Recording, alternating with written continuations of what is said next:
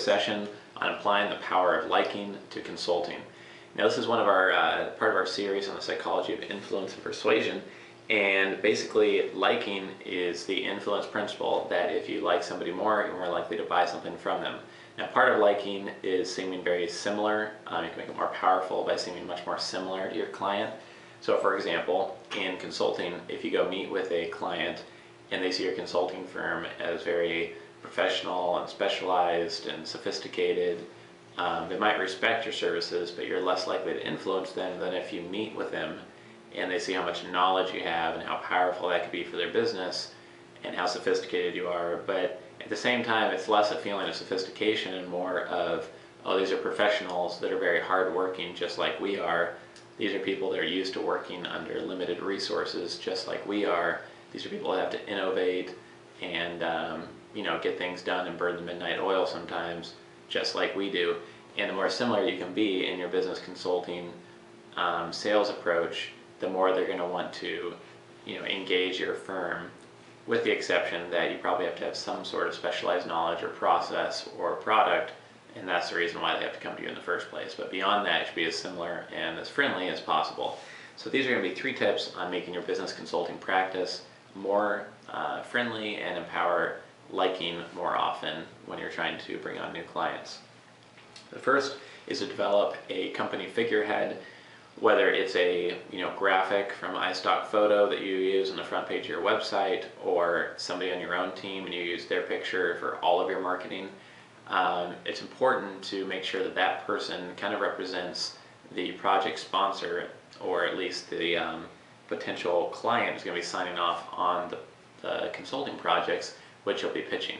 So if you are approaching a gray-haired 48-year-old to 52-year-old business professional most of the time, it might seem like good marketing to put a pretty 25-year-old on the front of the website and have some female model on all of your marketing. But really, if you're trying to seem similar to your market and empower liking, from that perspective, it's going to be more powerful to show the actual people on your team if you're close to that age, or actually find somebody who on your team would represent that same person and look like that same kind of demographic or same type of age group and level of experience and expertise, and that's going to be much more powerful in connecting with those potential project sponsors. Another example is making sure that your website is very engaging and shows personal bios and pictures of everybody on your team. Lots of business consulting firms like their websites to look very professional and kind of stodgy and sophisticated, and it can turn away some people. Obviously, for different types of consulting, there's more sophisticated areas than others, and you have to present your expertise in a way that positions you as an authority. But what you don't have to do is talk in the third person, or talk very formally on your website, or not include any videos on your website. I mean, you can make it just as sophisticated and professional as your competition, but much more personable by having a video of your team, or a separate video on the different lines of services you offer, and each one is a different team member describing what the service is and what their history is with the company and why they work for that consulting firm. And that can be very engaging for somebody that comes to your website versus your competitors.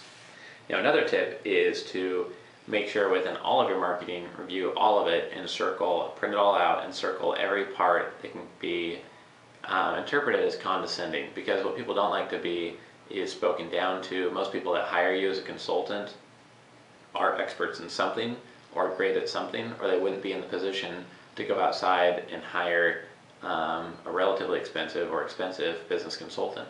So you have to consider that when you're marketing, and if you want to maximize the power of liking and friendliness within your business, then you need to take out everything that's condescending and instead be more direct and educational and be more value adding, where you give more advice maybe in your marketing materials than you do sell.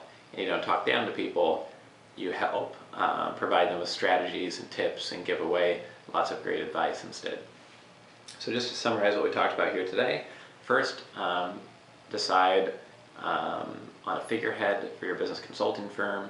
Make sure you choose it very carefully. Second, have a very engaging website that features the personal kind of personalities, I guess, of your team members.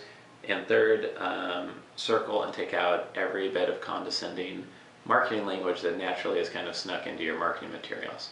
So I hope you found this video very helpful. If you're becoming a business consultant or you run your own business consulting firm, hopefully this will really help you grow your business.